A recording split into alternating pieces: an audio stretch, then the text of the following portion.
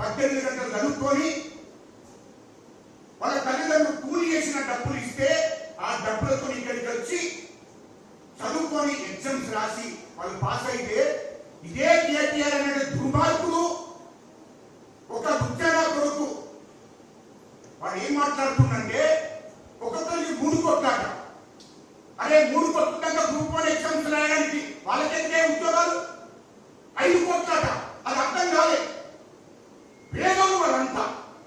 ఒక పేదోళ్ళ దగ్గర 5 కోట్లు ఉంటే ఈ ఉద్యోగం ఎందుకు కొనంటున్నా కేటీఆర్ దీనికి జవాబు చెప్పు. 5 కోట్లు ఆయన దగ్గర ఉంటే 5 కోట్లు బ్యాంకులో ఉంచుకుంటే నెలకు 10 లక్షలు వస్తాయి. ఒకవేళ 3 కోట్లు వాళ్ళ దగ్గర ఉంటే 3 కోట్లు ఉంచుకున్న 6 లక్షల రూపాయలు వస్తాయి నెలకు. ఈ గ్రూప్ 1 ఎగ్జామ్స్ పాస్ అయితే ఎంత ఏమొస్తుంది? నెలకు 70,000 నుంచి 1,00,000 రూపాయల దాకా వస్తుంది జీతం. ఈ 1,00,000 రూపాయలు ఎందుకు వాళ్ళకు? ఎక్కడ బిజినెస్ చేసుకున్న 3 కోట్లు ఉన్నటువంటి పేదవాళ్ళు ఎక్కడ బిజినెస్ చేసుకున్నా నెలకు 5 నుంచి 10 లక్షలు సంపాదించుకుంటారు.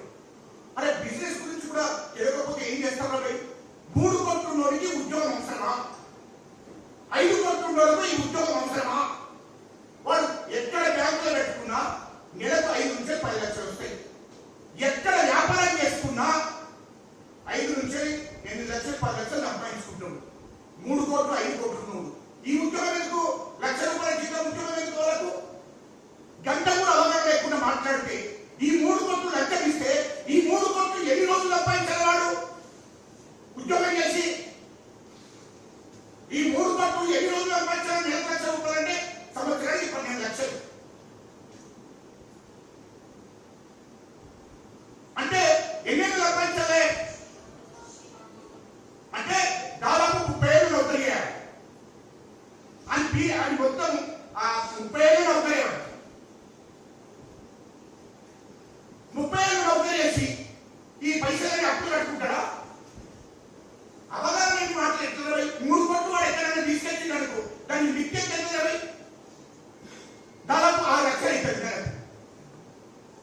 ఎట్లా మాట్లాడతారు? అవగాహన లేనటువంటి కేటీఆర్ అంటూ 3 కోట్లు తీసుకొని ఉద్యోగం ఇచ్చిండ్రు, 5 కోట్లు తీసుకొని ఉద్యోగం ఇచ్చిందని ఒక దుర్మార్గమైనటువంటి ఆలోచన అహంకారంతో మాట్లాడుతుంది. అంటే పేదవాళ్లకు, ఎస్సీలకు, బీసీలకు, కూలి చేసుకునే వాళ్ళకు గ్రూప్ 1 ఎగ్జామ్స్ అంటే జాబులు వచ్చినాయి. ఆర్టీఓ లైన్, డిఎస్పీ లైన్, అంటే రకరకాల ఉద్యోగ ఆఫీసర్ లైన్ అన్నారు. వాళ్ళకి అవడం ఇష్టం లేదు కేటీఆర్ కుటుంబానికి. వీళ్ళందరూ పేదలు, నిరుపేదలు, ఆర్టీఓలు, డిఎస్పీలు, ఆఫీసర్లు అవ్వడం ఇష్టం లేదు వాళ్ళకి. ఇదంతా రేవంత్ రెడ్డి గారికి, ముఖ్యమంత్రి రేవంత్ రెడ్డి గారికి క్రెడిట్ దక్కిన కుట్రతో ఈ అబండ వేసి మా ముఖ్యమంత్రి గారి మీద కాంగ్రెస్ ప్రభుత్వం మీద అబండలు పంపి కార్యక్రమం చేసిండు. ఎందుకంటే వాడు మంత్రి ఉన్నప్పుడు, వాళ్ళ అయ్యే ముఖ్యమంత్రి కేసీఆర్ ముఖ్యమంత్రి ఉన్నప్పుడు, వాడు మంత్రి ఉన్నప్పుడు కోట్ల రూపాయలు దండుకున్నారు కదా, ఇక్కడ అంతా తీసుకున్నారు కదా, దోపి చేసిన డబ్బు ఉన్నది కదా వాళ్ళ దగ్గర. వాళ్ళ దగ్గర మీరు కూడా దోస్తున్నారు వచ్చి వాడు అలాంటి ఆలోచన వేసి మాట్లాడుతున్నాడు కేటీఆర్ అంటూ. అంటే గ్రూప్ 1 ఎగ్జామ్స్ రాస్తున్నటువంటి నిరుపేదలకు కూడా ఉద్యోగాలు రాకూడదని ఆలోచన చేసిండు మా ముఖ్యమంత్రి గారు. 563 మందికి ఉద్యోగాలు గ్రూప్ 1 ఆఫీసర్గా చేసిండు. అందరి ఆర్డీఓలను, డిఎస్పీలను చేసిండు మా ముఖ్యమంత్రి రేవంత్ రెడ్డి గారు. అది ఓర్చుకోలేదు కేసీఆర్ కుటుంబం. కేటీఆర్ అంటూ ఇష్టం వచ్చినట్టు మాట్లాడితే వాళ్ళే ఎవరైతే నిరుపేద తల్లిదండ్రులు ఉన్నారో, ఉద్యోగం వచ్చిన వాళ్ళు ఉన్నారో వాళ్ళు ముందుకు తన్నిండు. అది కూడా గుణం రాలేదు. మళ్ళీ ఏం చేసిండు? ఈ బీసీల కింద 48% వస్తే కాంగ్రెస్ ప్రభుత్వానికి పేరొస్తుందని చెప్పి, మా ముఖ్యమంత్రి రేవంత్ రెడ్డి గారికి పేరొస్తుందని చెప్పి ఇదో కోర్టు ద్వారా హైకోర్టు పంపించి అవగాహన ఆపించు. డబ్బులు ఎక్కడి నుండి పోయినాయి? మా దగ్గర డబ్బులు లేవు.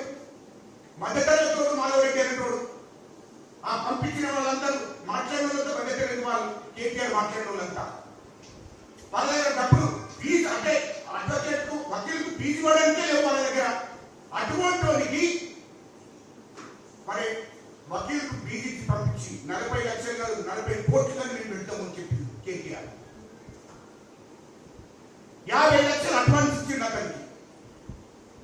నీకు మొత్తం ₹1 కోటి ఇస్తా, నువ్వు కోర్టుకెళ్ళు వకీల్ ఫీజు అంతా మేమే పంపిస్తాం అని చెప్పి నీ కోటి లేకపోతే ఇంకో కోటి ఇస్తాను, 2 కోట్లు ఇస్తానయ్యా, నువ్వు ఉండు, నువ్వు పోయి ఉన్నది వాడు నేను ఎవరి మీద నీ మీద దాడి చేస్తే మేమంతా నీకు అండగా ఉంటాం. టీఆర్ఎస్ పార్టీ అంతా మొత్తం మేము యుద్ధం చేస్తాం, నువ్వు ముందుండు, బీసీల మీద దాడి చేసినట్టు మేమంతా బీఆర్ఎస్ అంతా నీకు మద్దతు ఉంటాం అని చెప్పి మాటిచ్చి అక్కడ బేరం మాట్లాడుతున్నాడు మాధవరెడ్డితో. జాగృతి అధ్యక్షుడు అట మాధవరెడ్డి.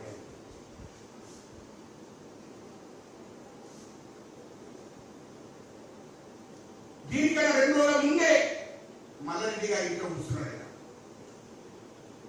మల్లారెడ్డితో రాయపాలెం నడిపించాడు.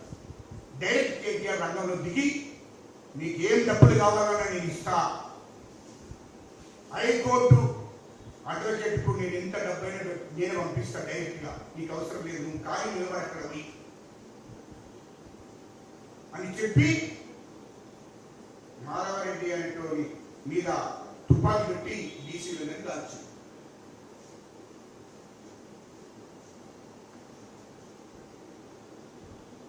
ఇది జరుగుతుంది ఇక్కడ. ఇది వాస్తవం.